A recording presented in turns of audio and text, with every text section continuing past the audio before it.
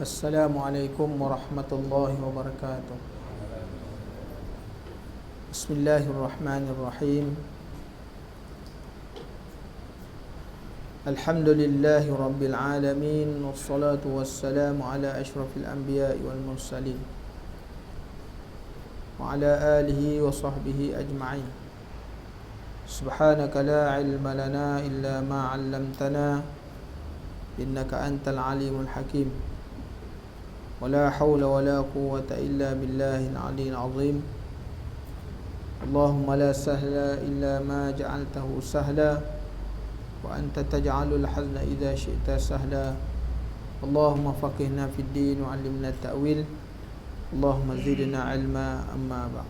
Alhamdulillah, syukur kepada Allah Subhanahu wa ta'ala kerana masih lagi diberi ruang dan waktu oleh Allah Subhanahu wa ta'ala untuk kita berhimpun di dalam majlis ilmu. Mudah-mudahan Allah Subhanahu wa ta'ala memberikan kefahaman kepada kita, kerana apabila Allah Ta'ala ingin memberikan kebaikan kepada diri seseorang, maka diberikan ia kefahaman kepada ilmu. Jadi insya-Allah hari ini kita nak melihat sambungan daripada kelebihan solat.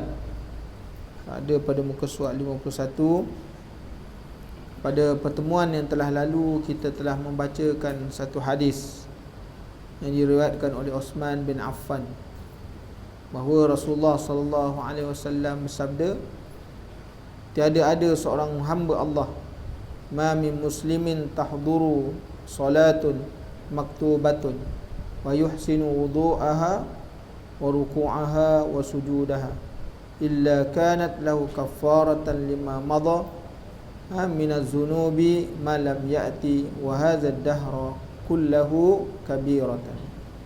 Rawahul Muslim. Jadi Rasulullah sallallahu alaihi wasallam mengingatkan bahawa tidak ada seorang hamba tidak ada seorang hamba Allah yang dihadiri oleh waktu solat. Mana seorang ini datang waktu solat fardu, apabila masuk solat waktu, dia memperelokkan wuduk dia. Mana elok wuduk ni ialah menghadirkan perkara sunat, menjauhkan perkara-perkara makruh dalam wuduk, kan? Menghadirkan perkara-perkara sunat di dalam wuduk, kan? Jadi orang yang mentahsin, mana fayuhsinul wuduk, seperti mana yang disebutkan oleh Bilal bin Rabah. Bilal bin Rabah, di antara amalannya ialah apabila dia berwuduk dengan sebaik-baik wuduk. Mana bila sebaik-baik wuduk ni, orang bila wuduk dia mula dengan bersugi, kan? Berkomor-komor, basuh tangan. Ni adalah orang yang dia mentahsinkan, makna memperelokkan wuduk dia. Hari ni kalau kita berwuduk, kita tidak bersiwak. Sedangkan bersiwak ni adalah sesuatu yang dituntut, sunnahnya sebelum daripada mengambil wuduk. Hari ni kita jarang nak bersiwak, kan? Kena alasan kita tak makan apa-apa, mulut tak berbau. Sebenarnya mulut berbau tak berbau pun dia suruh berwuduk, dia suruh bersiwak. Jadi Bilal bin Rabah dia mentahsinkan, mana apabila dia berwuduk, dia angkat dengan wuduk yang sebaik-baik wuduk. Sehingga dengan perbuatan itu, dia berwuduk dengan sebaik-baik wuduk, kemudian dia sembahyang 2 rakaat, menyebabkan perbuatan dia itu, amalannya diterima oleh Allah Subhanahu wa ta'ala. Terompahnya berbunyi dalam syurga sebelum orangnya masuk syurga lagi. Jadi inilah kehebatannya. Sebab tu Rasulullah sallallahu alaihi wasallam menyuruh kepada kita mengelokkan wuduk. Jadi orang yang datang solat waktu, perkara yang pertama, dia mengelokkan wuduk dia, kemudian khusyuk dan rokoknya melainkan solat menjadi penghapus dosa. Dia khusyuk pada rokoknya, pada semua perbuatannya. Kerana khusyuk ni dia intipati kepada solat. Seperti mana Allah Ta'ala menyebut di dalam Al-Quran, qad aflahal mu'minun alladzina hum fi salatihim khashi'un. Beruntunglah orang-orang yang khusyuk dalam sembahyang. Jadi nak tunjuk pada kita tuan-tuan muslimin dan muslimat yang dirahmati Allah, bahawa khusyuk ini merupakan tunjang daripada solat. Memang susah. Kita nak dapat khusyuk bukan satu perkara yang mudah. Kan? Bukan satu perkara yang mudah. Makna mujahadahnya, nanti dia sebutkan bagaimana cara untuk kita dapat maknanya khusyuk, sebahagian daripada cara. Hari ni kenapa kita susah untuk mendapat khusyuk di dalam solat, nanti dia beritahu di depan dia. Dan melainkan orang yang disebut tadi mengelakkan wuduknya, khusyuknya dan rokoknya, menyempurnakan segala rukun-rukun tu. Kerana hari ni ada orang semayang tuan-tuan, di antara i'tidal dan rokoknya dia tak sama. Dia tak dapat tamak-ninah. Dia belum tegak betul-betul maknanya tulang belakang dia. Maka dia dah turun balik dah. Kan? Kerana bila kita rokok dan sujud ni, dia mesti ada pemisah dia. Makna kalau kita rokok ada pemisah dia, maknanya tulang belakang kita macam mana kita rokok. Bila kita i'tidal, mesti ada pemisah dia, maknanya tulang belakang lurus seperti mana kembali seperti qiyam. Jadi ini tu boleh tengok dalam kitab kitab Muniatul Musalli, yang telah ditahqiqkan oleh seorang ulama petani, membicarakan tentang bagaimana sifat-sifat rokok, sifat i'tidal yang terhasil maknanya dari sudut maknanya kesempurnaan. Jadi dengan sebab itu, semayang ni dia tak kira sunat ke, semayang fardu ke, maka dia merupakan salah satu daripada cara untuk kita ni maknanya mendekatkan diri kepada Allah Subhanahu Wa Taala. Istimewanya kalau orang mendirikan solat fardu ini boleh menghapuskan dosanya kepada dosa-dosa yang dilakukan sebelum. Mana bila dia nak masuk waktu subuh, dia masuk waktu zuhur ni, bahawa mendirikan solat zuhur ni, dengan solat zuhur yang didirikan dengan sempurna dari sudut wuduknya, dari sudut khusyuknya, dari sudut rukun-rukunnya, maka semayang ini boleh menghapuskan dosa-dosa dia. Dia kata mukaffaratan lima madha minaz zunub, dia boleh menghapuskan dosa. Ini istimewa. Jadi kembali kita semayang, bila lepas semayang kita tak ada dosa dah. Nanti masuk waktu asar dikifarahkan lagi, masuk maghrib dikifarahkan lagi. Inilah keuntungan umat Nabi Muhammad sallallahu alaihi wasallam. Kenapa? Mereka diberi peluang 5 waktu oleh Allah Subhanahu Wa Taala untuk membersihkan diri dia daripada dosa-dosa yang dilakukan. Jadi dengan cara apa? Dengan cara wuduknya, dengan cara maknanya sembahyangnya, maka dia boleh menghapuskan dosa-dosa yang telah dilakukan. Jadi kecuali dia kata selagi mana tak melakukan dosa besar, kan? Malam ya'ti wa hadha ad-dahr kullahu kabiratan. Selagi mana dia tak melakukan dosa besar, makna dengan sembahyang ni menghapuskan dosa-dosa kecil dia. Dengan mengumpat, dengan memfitnah, dengan mengadu domba, dengan dosa mata, dosa tangan, semuanya tadi dengan sebab solat tadi boleh menghapuskan. Syaratnya apa? Maka ambil wuduknya mestilah dengan sempurna. Cerita orang ambil wuduk sempurna tak sempurna ni tuan-tuan bukan hari ni punya cerita.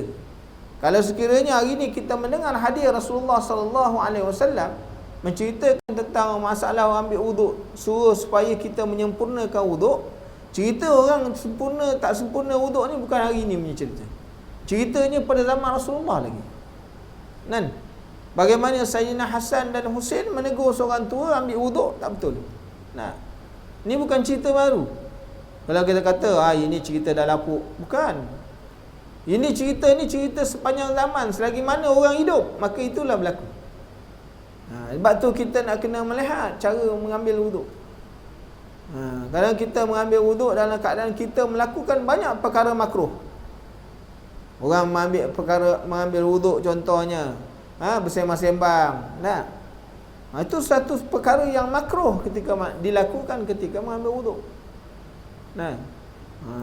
Kadang-kadang bila kita juga lepas ambil semayang, kita memasukkan jari-jari, menyilang-nyilang jari, mematah-matah jari. Itu juga merupakan satu perkara makruh. Kan? Yang boleh menyebabkan maknanya sukar untuk mendapat khusyuk dalam solat. Jadi ini pun berlaku. Jadi kita kena melihat balik. Kerana dalam kitab ni bukanlah yang nak dikhususkan kepada hukum fiqh. Imam Muslim juga meriwayatkan daripada Nabi SAW baginda bersabda, "Man tawadda'a nahwa wudu'i hadza summa qama faraqa'a raka'ataini la yuhadditsu fihima nafsahu ghufira lahu ma taqaddama min zambi." Artinya, sesiapa yang berwuduk seperti wudukku ini, Rasulullah, makna Rasulullah tunjuk macam mana wuduk dia. Makna Rasulullah bila dia nak wuduk, dia basuh tangan, kan?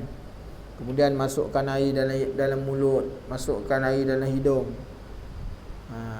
Ini perkara yang dibuat oleh Rasulullah SAW.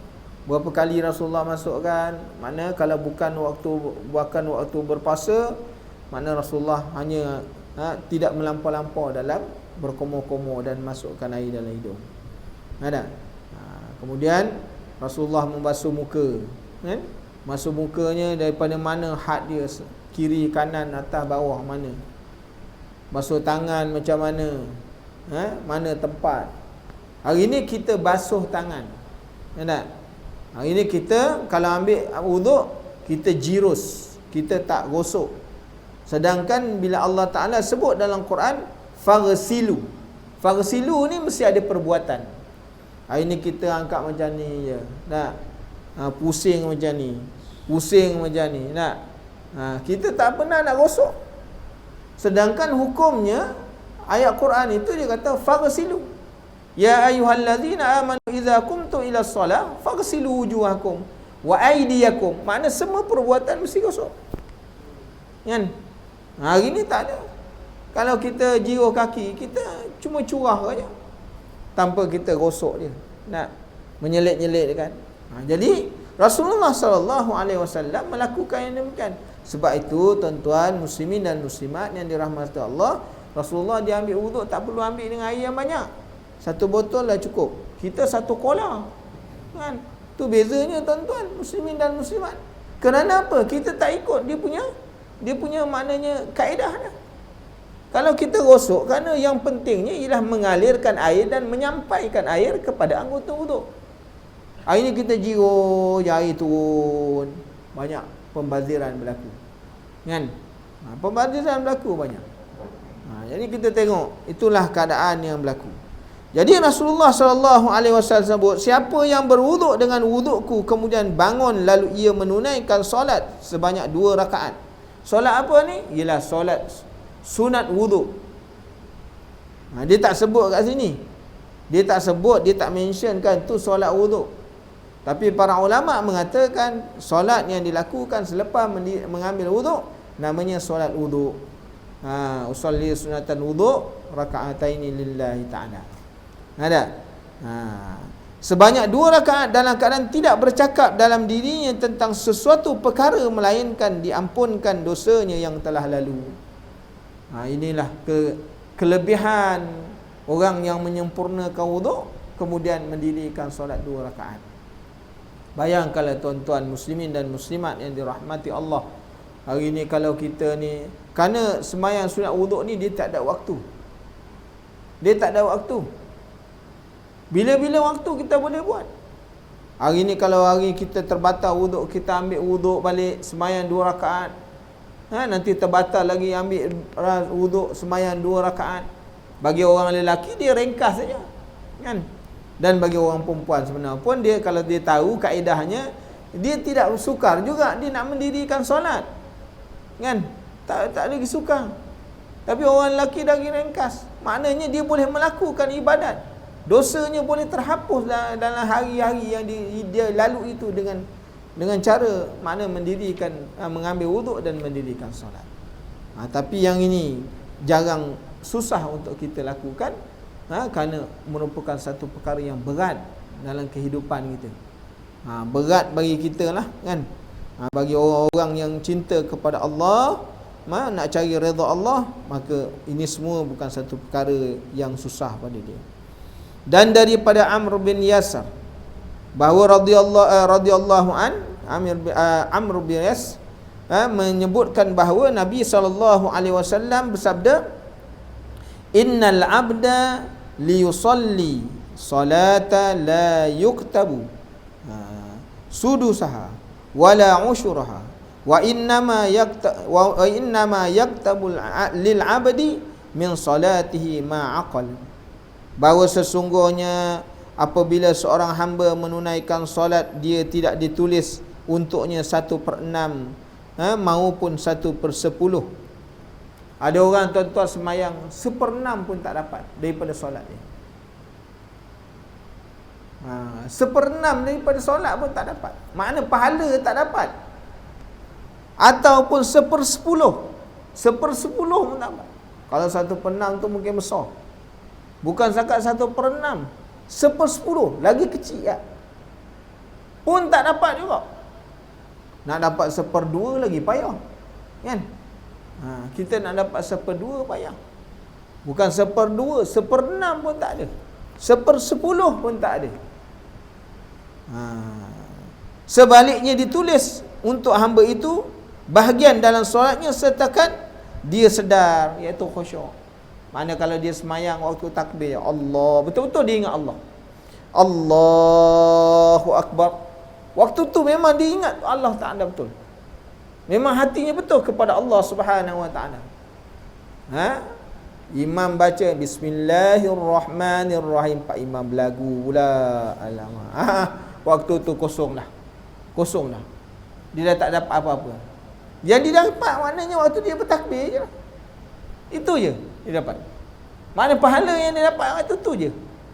Bayangkan tuan-tuan, sembahyang kan kita laku ni 5 hari, 1 hari 5 kali. Bayangkan di mana pahala yang kita dapat, daripada juzuk mana kita dapat. Wallahu a'lam. Kan? Hari ni kita masuk sembahyang dalam keadaan masyghul, sibuk pula dengan fikiran yang banyak tentang dunia. Kalau kita bekerja, sibuk dengan urusan kerja, sibuk kalau kita ada anak kalau waktu tengah hari itu dalam pemikiran kita ni, fikir anak balik sekolah ni, siapa yang ambil ni? Baca-baca juga, siapa ambil ni? Dia mari semua tuan-tuan. Tu nak menunjukkan betapa sukarnya, kan? Sukarnya. Ni kita ni Rasulullah beritahu sembahyang kita ni, kan? Tak ada 1/6, tak ada 1/10, tapi sekadar mana khusyuknya, itu je dia.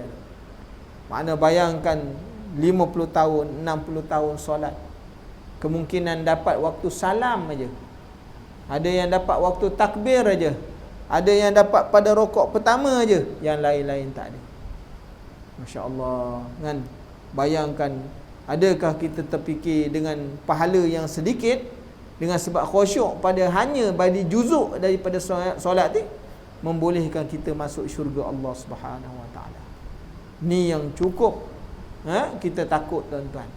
Bukan kita takut sebab kita tak semayang, kita takut mana ibadat kita tu tak dicatat sebagai pahala di sisi Allah Subhanahu Wa Taala.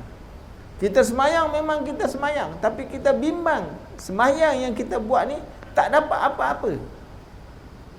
Masuk semayang, keluar semayang, tak dapat apa-apa. Yang ini kita bimbang tuan-tuan, muslimin dan muslimat yang dirahmati Allah. Maka solat mempunyai rukun-rukun wajib, rukun-rukun wajib-wajib dan sunat-sunatnya. Dalam semayang dia ada terimpun, ada rukun, ada wajib, ada sunat. Maka rohnya ialah niat. Ni bila bicara ni ialah dari sudut tasawuf. niat itu adalah rohnya. Kan? Kalau dalam sembahyang, dalam fiqh, niat itu adalah rukunnya. Dia jangan kita bertukar, jangan kita, ini dia bicara tentang tasawuf. Tuan-tuan jangan kata, oh ini mana pula dapat ni pula, roh ada roh-roh ni. Kan? Ini sesat ni, jangan. Kita kena tahu yang kita belajar ni tasawuf, bukan belajar fiqh. Kan? Membicarakan maknanya sembahyang dari pandangan orang-orang tasawuf. Orang-orang tasawuf punya pandangan tentang solat berbeza. Nah, orang fiqh dia punya pandangan solat ada dia punya pandangan dia. Jadi kita jangan campur-campur. Kita belajar kitab fiqh, kitab tasawuf sekarang. Maka orang-orang tasawuf mengatakan bahawa niat itu adalah roh bagi solat. Maknanya apa? Sebenarnya dia punya tafsiran sama je. Makna kalau sekiranya orang, kalau dia punya roh tak ada, apa akan jadi dengan orang tu? Apa jadi? Jadi mayat dah. Nah, kalau dalam sembahyang, pandangan orang fiqh, kalau niat tak ada, maka sembahyang tak sah. Walaupun kau rokok, walaupun kau sujud, sembahyang tak sah. Sebab apa? Niat. Innamal a'malu bin niat. Maka pandangan orang tasawuf dia lain. Mana dia sembahyang ni diibaratkan satu batang tubuh.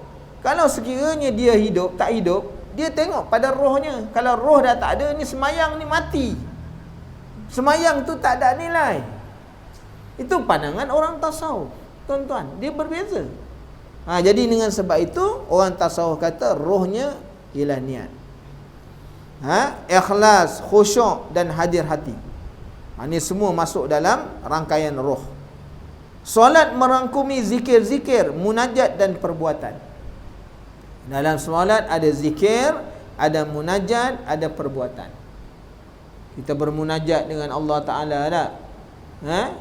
Rabbi ufilli warhamni wajburni. Itu munajat. Kan? Kita baca doa iftitah munajat. Allahu akbaru kabira walhamdulillahi katsira wa subhanallahi bukratan wa asila. Itu munajat.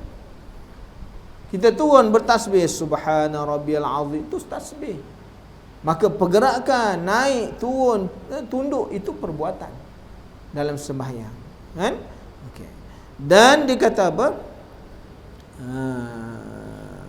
Maka jika hati tidak hadir, tidak akan terhasil maksud zikir.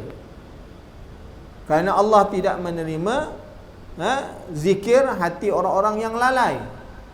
Kiranya maknanya kalau hati tidak hadir, maka tidak terhasil maksud zikir. Kan? Ala bi zikrillah tatma'innul qulub. Maksud zikir ini ialah orang berzikir, dia memberi kesan kepada hati, iaitu bila dia berzikir mesti hati dia jadi tenang. Itu kesan zikir. Apabila orang berzikir hati dia tak jadi tenang, maknanya dia tak zikir. Mana ucapannya hanya luaran. Dia tak memberi kesan. Maka orang tasawuf kata jika hati tidak hadir, tidak terhasil maksud zikir. Sebab apa? Allah Ta'ala beritahu, ala bi zikrillah tatma'innul qulub. Orang yang berzikir hati jadi tenang. Makna kalau sekiranya berzikir dia tak dapat apa-apa, itu bukan zikir. Dia tak dapat faedah. Tujuan kita semayang ni kerana mencari ketenangan. Rasulullah sebut apa? Arihni bi solat ya Bilal. Ya Bilal, tenangkan kami dengan solat. Makna apa? Rasulullah beritahu kepada kita bahawa semayang orang jadi tenang. Hari ini kalau kita semayang hati kita tak tenang, kita tak semayang. Tak semayang dari sudut apa? Hakikat semayang.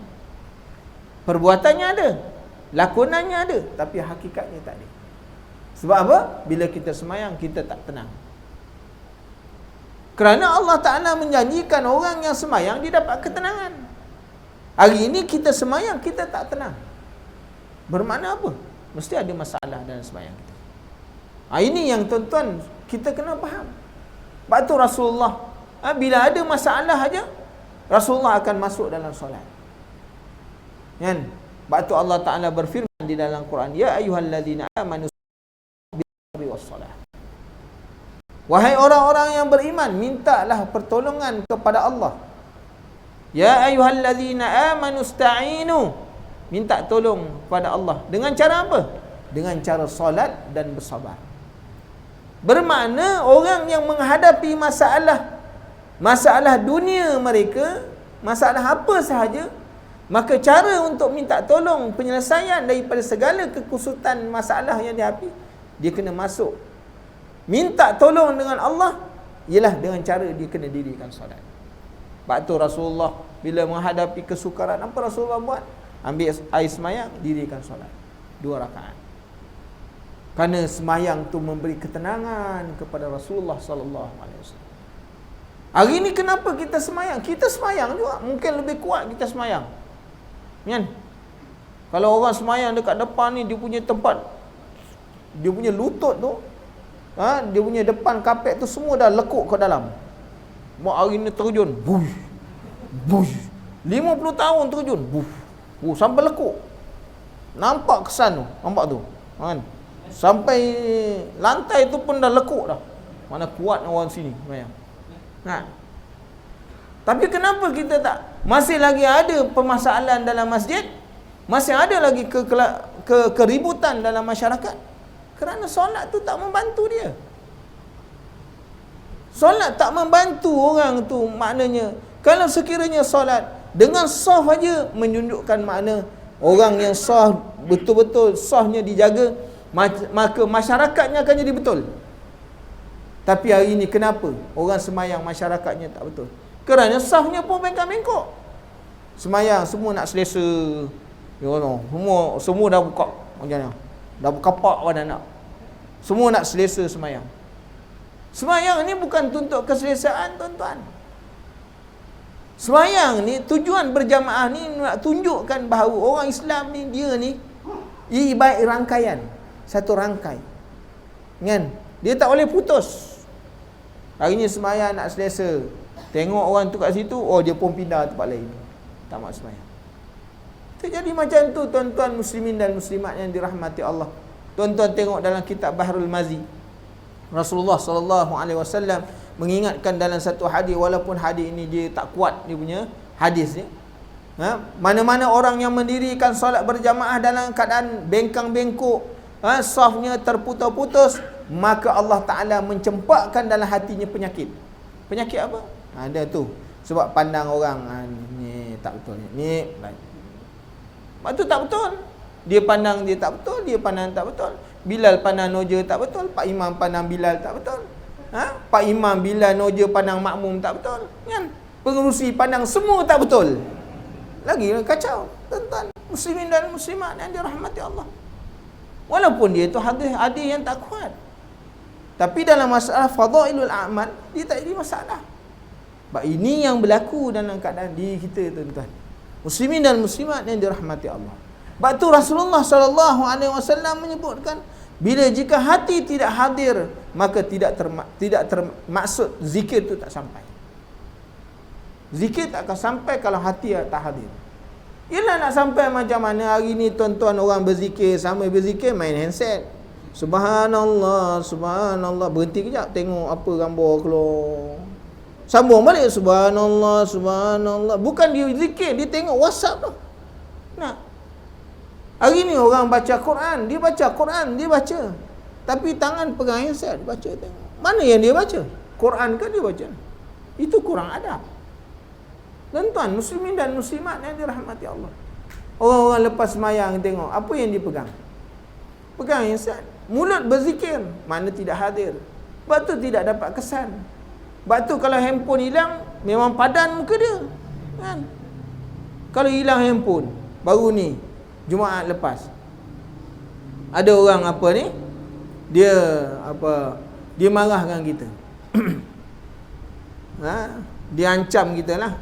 Dia kata kalau sekiranya masjid tak pasang CCTV, sebab puncanya dia hilang kasut. Kita dekat dalam kotak tu ada borang aduan. Dia pun tulis, Dia harap pihak pentadbiran ambil perhatian memasang CCTV di setiap tangga. Kan? Kerana hari ini kasut saya harga 750 telah hilang. Kata kau bawa pergi masjid kasut mahal-mahal dia bersuruh. Kan? Dia marah dengan kita.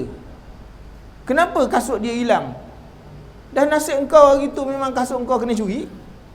Kita nak buat macam mana? Selama ni orang datang tak hilang kasut pun. Dah tahu nak semayang, kau bawa kasut mahal-mahal buat apa?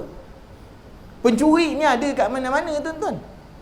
Syaitan ni ada di mana-mana. Dalam masjid pun ada syaitan. Jangan tuan-tuan kata, oh dalam masjid tak ada. Yang ada semua jin yang baik je. Kan? Tuan-tuan, dalam masjid dia lagi banyak syaitan. Tak kenapa dia bergaduh? Lagi dah banyak syaitan. Dia pun marah kat kita. Kalau sekiranya tak boleh selesaikan masalah, saya akan buat pengaduan. Wah, yang ni lah sakit kepala, gugur rambut tuan-tuan. Nak jawab orang-orang macam ni. Orang jenis tak faham. Kan? Seolah-olah kita ni punya kerja dekat masjid ni nak jaga kasut, nak ini ya. Kita pun jadi susah. Kan? Jadi masalah gitu tuan-tuan, masalah. Dia kalau sesuatu musibah ni dia tak nampak. Dia tak muhasabah diri. Kenapa hilang kasut? Kenapa jadi begini? Kenapa jadi begini? Tak dimuhasabah. Kan? Rasulullah sallallahu alaihi wasallam pernah beri seorang sahabat datang jumpa Rasulullah sallallahu alaihi wasallam. Rasulullah tanya, "Ya wahai Fulan bin Fulan, mana engkau tambatkan kau punya unta?" "Ya Rasulullah, tawakal." Anak, tawakal. Rasulullah kata, kalau tawakal tambat dulu. Kan? Kita dah tahu kasut kita mahal, kita pergi letak kat situ, siapa suruh? Faham tu? Siapa suruh? Kasut yang branded letak kat situ. Kan? Bukan pencuri, Pak Imam pun nak pakai. Pak Imam pun nak pakai kasut dia. Sebab kasut tu branded. Tuan-tuan, 750 harga mahal tak? Orang pun boleh tahu mahal tak mahal. Kalau setakat kasut kita beli kat Maidin, tak ada orang ambilnya. Kalau orang yang ambil tu memang hafrak punya orang. Tuan-tuan, muslimin dan muslimat ni dirahmati Allah. Kita kena faham tu. Sebab kita nak jawab benda-benda yang macam ni. Sebab tu kena faham, tawakal ni kena ada cara dia. Kan? Jangan main letak gitu je. Jadi saya cakap dengan saya ni semua ni tak boleh sakit kepala, abaikan je lah. Kan? Buat pening kepala je. Jadi tuan-tuan, muslimin dan muslimat yang dirahmati Allah, begitu juga maksud daripada perbuatan yang dilakukan dalam solat itu tidak akan terhasil. Makna kalau kita ni tuan-tuan sembahyang, maksud perbuatan itu sendiri pun tidak terhasil kalau sekiranya kita rokok tapi tak rokok. Rokoknya ada peraturan rokok. Dia ada maknanya, dia punya skema rokoknya ada. Tiba-tiba kita rokok, tak seperti mana orang rokok. Nak kata rokok, tak rokok. Nak kata berdiri, tak berdiri. Nak kata sujud, tak sujud. Bermakna tak ada apa lah. Kita buat macam tak buat. Buat tapi macam tak buat. Sebab apa? Yang kita buat tu tak sah. Yang kita buat tu tak diterima. Umpama macam tak buat. Ini jadi masalahnya. Umpama macam tak buat. Ini yang disebutkan dalam kitab ni oleh pengarang kepada kita. Tuan-tuan muslimin dan muslimat yang dirahmati Allah, kan? Jika maksud berdiri ialah sedia berkhidmat kepada Allah dan rokok serta sujud sebagai menunjuk kerendahan dan penghormatan, sedangkan hati tidak hadir, maksudnya tidak akan terhasil. Mana dari sudut pandangan ilmu tasawuf, pandangan tasawuf, makna bila berdiri orang bersedia khidmat. Senam diri, makna memang dah sedia dah. Kan? Orang tentera kata senam diri tu makna dah siap. Apa-apa kemungkinan berlaku dah siap dah. Macam kita semayang lah tuan-tuan. Kan? Malah bila kita berdiri tegak tu dah tak boleh buat apa-apa lagi. Jangan waktu tu nak tutup handset, waktu tu lah nak bercakap benda-benda. Bila dah kata maknanya, imam kata sauf, dah tak ada dah. Dah tak ada cari handphone dah, tak ada. Hari ni kita semayang, waktu imam kata sawu sufufakum lurus kasau, waktu tu lah baru nak ambil handset, baru nak tutup. Jadi macam mana? Bagaimana keadaan kita nak menghadap Allah Subhanahu Wa Taala dalam keadaan kita punya persiapan tak ada. Kita tak bersungguh-sungguh dalam membuat persediaan untuk menghadap Tuhan. Kan? Leka dia lagi. Kan? Bila sepatutnya imam kata sawuf tu, maknanya kita dah standby dah. Dah merapatkan saf. Kan? Sawu sufufakum fa inna tasrifu min tamamis salah. Dah siap dah. Dia tak ada kanan kiri, tak ada nak toleh-toleh lagi dah, dan muslimin dan muslimat yang dirahmati Allah. Kerana apa? Maknanya bila orang berdiri, makna berkhidmat kepada Allah. Sedangkan rokok dan sujudnya sebagai menunjukkan kerendahan dan penghormatan. Ini pandangan orang-orang tasawuf ni semua ada makna. Setiap perbuatan di dalam solat itu dia ada makna dia yang tersendiri. Pada pandangan orang-orang tasawuf. Jadi kalau sekiranya orang yang sembahyang, berdiri, dia rokok, dia sujud, tapi hatinya tak hadir, maka tak terhasil dia kata solat. Kan?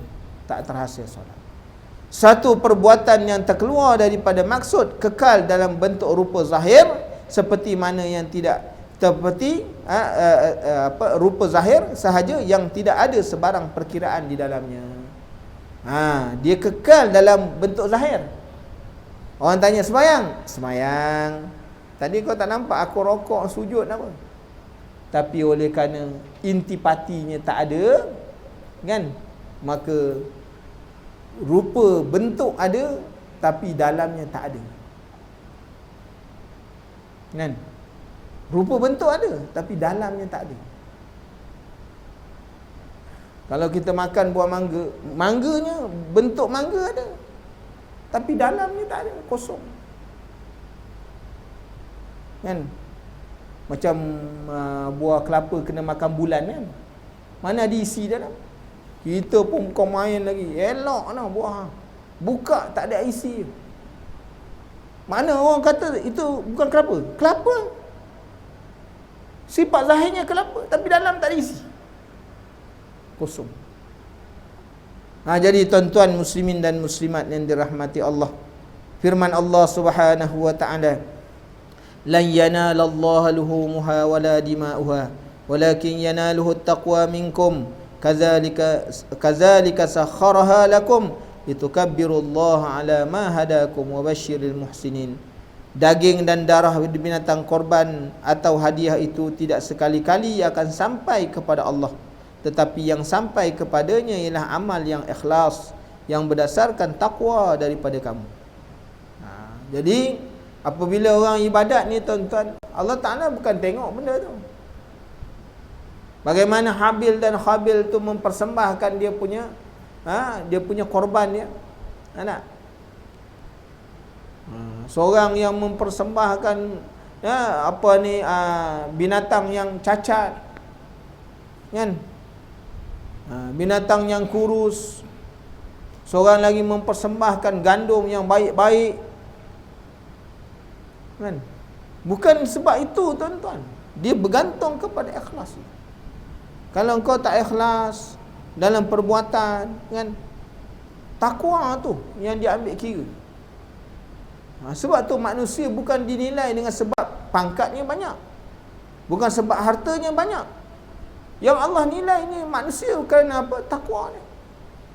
Orang yang hitam, kulitnya hitam, tapak kakinya pun hitam, giginya yang nampak je tuan-tuan, tapi nilai takwa dia Allah Ta'ala terima.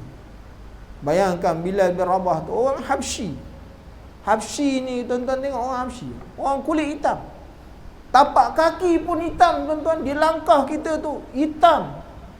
Nak kita tengok, dah dia hitam, pakai jubah hitam pula tu, kan, hitam segala. Tapi bukan dikira, Kan? Atta' bin Yasar, orang kulit hitam. Orang kulit hitam, tapi amalannya hebat. Seorang tabi'in, orang kulit hitam, tuan-tuan, hebat. Kan? Kita tengok bagaimana sejarah orang-orang kulit hitam dalam lipatan sejarah Islam ni ramai, bukan seorang dua. Kan? Baca kisah-kisah ni. Dia punya amalannya bercahaya-cahaya di depan Allah Subhanahu Wa Taala. Kan? Jadi bukan Allah Taala kira dengan sebab darahnya, dengan sebab dagingnya, tapi takwa. Demikianlah yang memudahkan. Demikianlah ia memudahkan binatang-binatang itu bagi kamu supaya kamu membesarkan Allah kerana mendapat nikmat petunjuknya, dan sampaikan berita gembira dengan balasan yang sebaik-baiknya kepada orang yang berusaha supaya baik amalannya. Ni kalau kita buat baik, amalan baik, maka Allah Ta'ala akan beri balas balik. Kan? Bergantung kepada kita lah, tuan-tuan. Kita nak kebaikan di akhirat, maka dekat dunia kenalah buat perkara-perkara yang disuruh oleh Allah. Maksudnya yang sampai kepada Allah ialah sifat yang menguasai hati seseorang yang mendorongnya untuk mentaati segala perintah yang dituntut melakukannya. Oleh sebab itu mesti hadir hati dalam solat. Tetapi syarak memaafkan kelalaian yang berlaku di dalam solat dalam keadaan tidak disedari. Hal ini disebabkan kehadiran hati yang pada peringkat awal solat akan menampung kelalaian yang berlaku kemudiannya. Jadi pada pandangan hukum syarak, orang semayang kalau tak hadir hati, tak khusyuk, maka semayang dia sah. Pada pandangan syarak, hukum syarak kata sah. Tapi dari segi pahala, ini dibicarakan. Dapat pahala tak ada pahala orang semayang tak khusyuk? Ada. Ini dari segi pahala ni lain. Dari segi hukum, dia semayang tadi kalau zuhur 4 rakaat cukup rukun, cukup sah semayang. Tapi adakah semayang itu bernilai? Ada laba dia? Tak soal laba, tak ada laba. Tengok khusyuk. Khusyuk tak khusyuk? Kalau semayang yang tak ada khusyuk, sah dari segi syarak, tapi labanya tak ada, untungnya tak ada, faedahnya tak ada. Begitulah semayang, tuan-tuan. Muslimin dan muslimat yang dirahmati Allah. Maka dia kata makna-makna yang dapat menyempurnakan kehidupan solat. Macam mana kita nak semayang, biar semayang tu benar-benar hidup. Macam kita hari ni hidup, ada nyawa. Macam mana kita nak pastikan semayang kita yang kita lakukan tu bukan hanya setakat jasad aja, tapi nak semayang yang bernyawa, yang ada roh. Bagaimana nak dapat semayang yang ada roh? Yang pertama dia kata hadir hati. Kena hadir. Hudur. Hudurul qalb. Bila semayang ni hati kena hadir. Ni hati kita merewang. Merewang. Itu sebab kita semayang tak boleh sibuk. Rasulullah larang kita semayang waktu mengantuk, nanti tak hadir hati. Semayang dilarang ketika mana makanan telah dihidangkan, nanti hati tak boleh hadir. Kan? Semayang di hukum makruh dalam keadaan panas yang melampau. Waktu panas melampau. Kan? Masjid tak aircon pula. Orang usulkan kata duit tabung bukan beli aircon. Habis cerita. Jadi orang semayang kepanasan. Ayang pun tak ada. Alamak, Pak Imam ni rokok lama benar pula. Panasnya Pak Imam. Dalam mengutuk Pak Imam ni celaka betul. Sambil semayang mencelaka dengan Pak Imam. Ada, tuan-tuan, muslimin dan muslimat yang dirahmati Allah. Jadi semayang mesti hadir hati. Nak semayang, nak menghadirkan ni lah. Maksud hadir hati inilah mengosongkan hati daripada sesuatu yang boleh mengganggu dia. Yang boleh mengganggu ketika mana menunaikan salat. Itu maksud hadir. Mana bila kita semayang barulah, kan?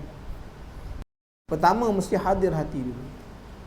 Mana kalau kita nak semayang, hati ni mesti dibawa dulu, kan? Ini nak semayang malas, hadir tak hadir, hati ni tidak boleh hadir.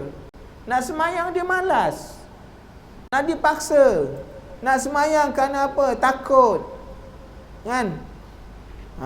Malu, ni tak hadir. Semayang pun kerana malu dengan manusia. Macam mana nak hadir hati, tuan-tuan? Hadir duduk rumah mak mentua, tak semayang, tak segan dengan mak mentua, tak hadir hati. Nah, susah nak hadir hati. Semayang ni dia mengosong hati, iaitu dengan penuh kerelaan. Dia masuk semayang betul-betul tu, dia rela masuk. Memikirkan itu tanggungjawab. Kita berhenti sekejap.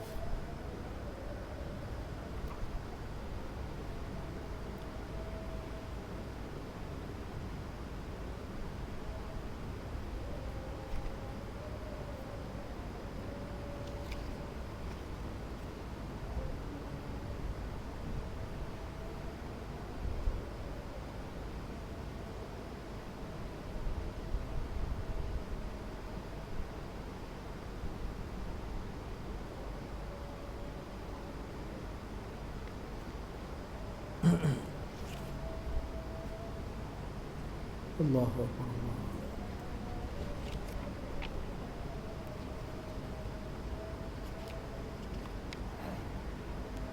La ilaha illallah Muhammadur Rasulullah sallallahu alaihi wasallam.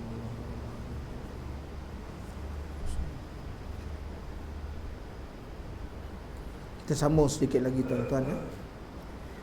Maka untuk menghidupkan semayang ni ataupun menghadirkan semayang yang mempunyai roh, yang pertama dikata hudur, makna hadir hati, jalan untuk mencapainya ialah dengan menguatkan himmah, iaitu daya kemahuan. Makna kalau kita nak semayang ni memang kita bersungguh-sungguh pun nak masuk. Memang sungguh kita nak dirikan solat. Kerana ada orang yang mendirikan solat dalam keadaan malas, merokoknya malas, sujudnya dalam keadaan malas, kan? Seperti mana orang-orang munafik. Orang-orang munafik tu nak tahu macam mana, tuan-tuan, dia munafik, tengok semayang isyak ni. Orang munafik ni paling malas nak mendirikan solat isyak. Orang munafik, kan? Subuh tu lebih lagi dah. Maka tanda-tanda orang munafik itu dia malas untuk mendirikan solat isyak. Itu kita, orang kita beriman, bila nak masuk dalam semayang ni mesti ada kemahuan. Kemahuan kita tengok, kita nak dirikan solat pun, kalau kita duduk di rumah, benar ke kita nak mendirikan solat? Kerana orang yang benar-benar dia ada himmah nak diri solat, dia dah bersedia dah. Masuk waktu, sebelum masuk waktu lagi dia dah bersedia dah. Dah tunggu dah dekat tikar semayang dah. Itu baru betul-betul orang yang ada himmah, betul-betul nak buat solat. Itu yang pertama. Maknanya dia menunggu solat, menunggu waktu. Kemudian yang kedua, orang himmah dia masuk solat ni, memang dia nak ada solat. Tengok bagaimana dia punya persiapan. Persiapan dia nak masuk solat. Hari ni tuan-tuan, kita nak mendirikan solat, kita tidak ada persiapan. Kita nak mendirikan solat, kita tak ada persiapan nak bertemu dengan Allah. Kalau semayang kat rumah, confirm pakai kain plekat dia, baju tak ada. Kan? Semayang dalam bilik, baju tak ada. Patutkah seorang hamba nak menghadap Tuhan tak ada baju? Panau kat belakang besar pula tu. Tahu ke? Tuan-tuan, kita nak menghadap Allah, himmah kita nak masuk dalam semayang ni, baju pun tak ada. Sedangkan baju ni Allah Ta'ala beri pada kita. Nak, ni persiapan, himmah. Kemudian yang ketiganya, himmah kita nak masuk, tanda sungguh kita nak masuk semayang ni, tengok persediaan tempat. Kita semayang ikut dan ya, dalam timbunan baju semayang. Semayang sujud tenggelam, mana orang? Rupanya tenggelam dengan timbunan baju. Baju yang belum berlipat, tenggelam. Sondol pula dah, hilang pula kepala, angkat baju pula terkat kepala. Masya-Allah tuan-tuan. Ini himmah kita tuan-tuan nak masuk solat, tengok. Kadang-kadang kita semayang, himmah kita nak masuk solat ni, persiapan persekitar tak ada. Waktu semayang, waktu itulah bunyi TV ada. Kadang-kadang semayang, sebelah ada TV, semayang katanya. Allah, tengoklah tu. Siap jeling. Maharaja lawak pula tu. Ini tuan-tuan himmah. Kita tanya tuan-tuan nak semayang ni, ada tak kita buat persiapan-persiapan ni? Dengan sebab itu kita sukar untuk mendapat maknanya hudur hati.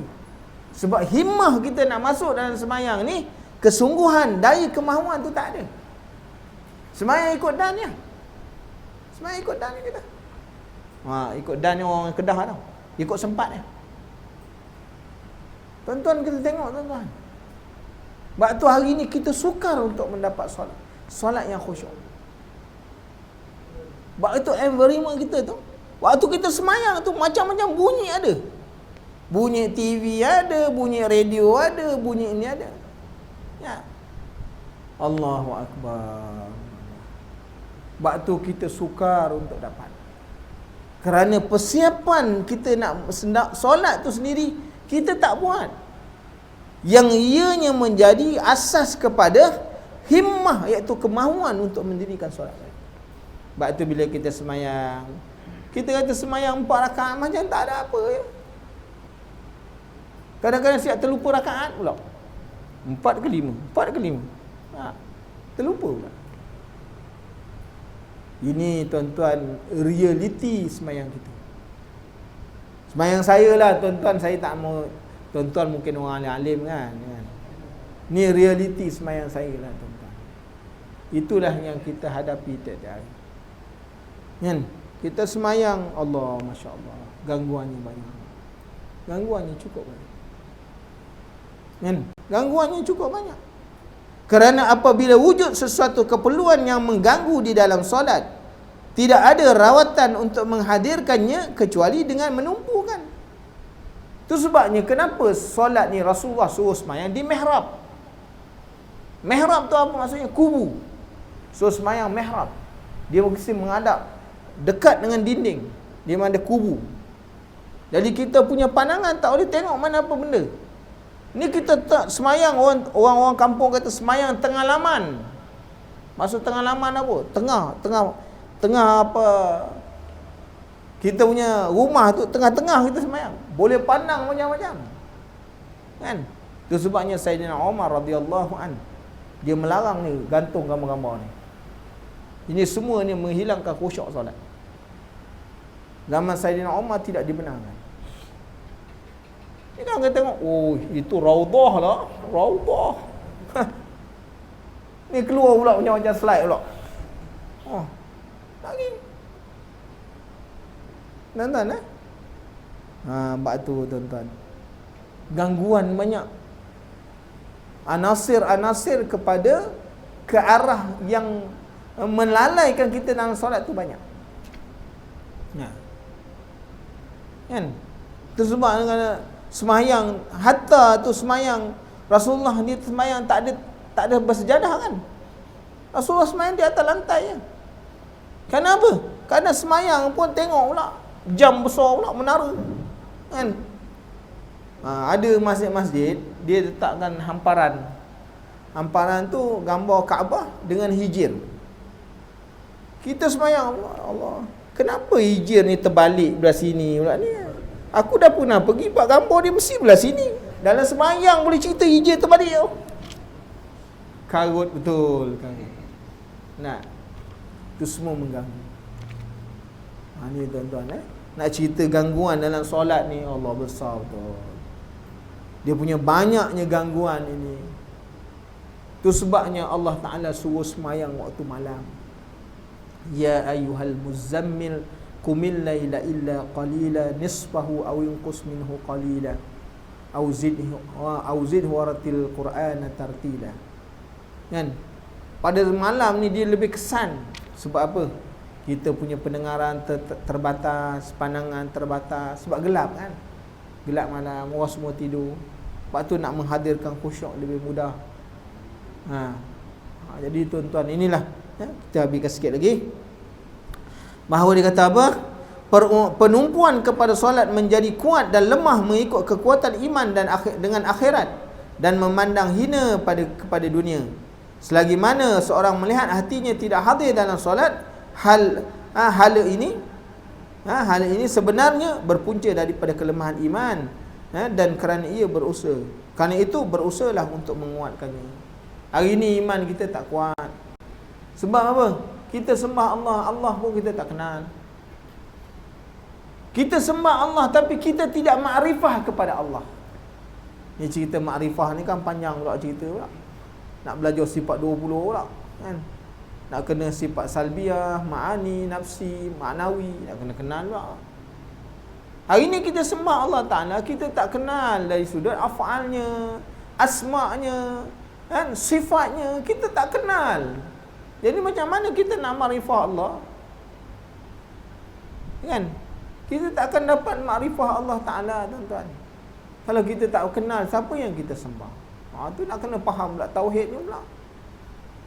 Jadi begitulah tuan-tuan, insya-Allah nanti panjang umur kita sambung pula yang kedua, yang ketiga, bagaimana nak menghadirkan hati dalam solat supaya semayang kita ni adalah semayang yang punya roh, insya-Allah kan, insya-Allah.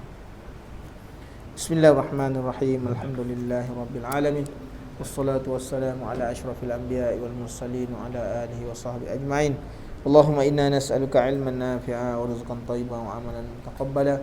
Allahumma faqihna fid din wa 'allimna at-ta'wil. Allahumma zidna ilma, Allahumma zidna ilma. Subhanakallahumma wa bihamdika asyhadu an la ilaha illa anta astaghfiruka wa atubu ilaik. Subhana rabbika rabbil izzati amma yasifun wa salamun 'alal mursalin walhamdulillahi rabbil alamin. Barakallahu fikum. Wassalamu alaikum warahmatullahi